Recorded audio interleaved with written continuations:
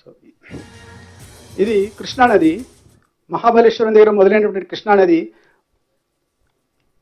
మహారాష్ట్రని దాటుకొని కర్ణాటకని దాటుకొని మనకి తెలంగాణలో ప్రవేశిస్తుంది. తెలంగాణలో మొట్టమొదటి ప్రాజెక్టు జూరాల. ఈ జూరాల యొక్క సబ్మర్జెన్స్ ఏరియా కొంత భాగం కర్ణాటకలో కూడా ఉంటుంది.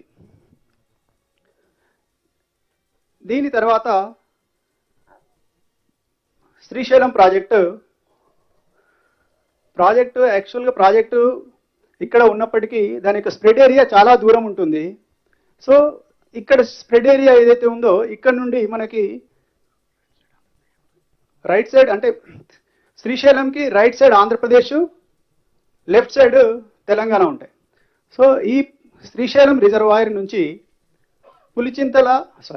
పోతిరెడ్డిపాడు హెడ్ రెగ్యులేటర్ దాదాపు 4 కిలోమీటర్ల అప్రోచ్ ఛానల్. ఇది అప్రోచ్ ఛానల్, శ్రీశైలం రిజర్వాయర్ నుంచి అప్రోచ్ ఛానల్ దాదాపు 4 కిలోమీటర్లు ఉంటుంది. దాని తర్వాత పోతిరెడ్డిపాడు హెడ్ రెగ్యులేటర్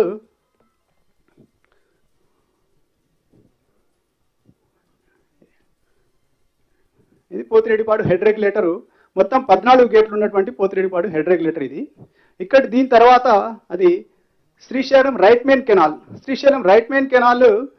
దీని తర్వాత దాదాపుగా 16.4 కిలోమీటర్లు కెనాల్ పొడవు తర్వాత బనకచెర్ల క్రాస్ రెగ్యులేటర్ సిస్టమ్ వరకు ఉంటుంది.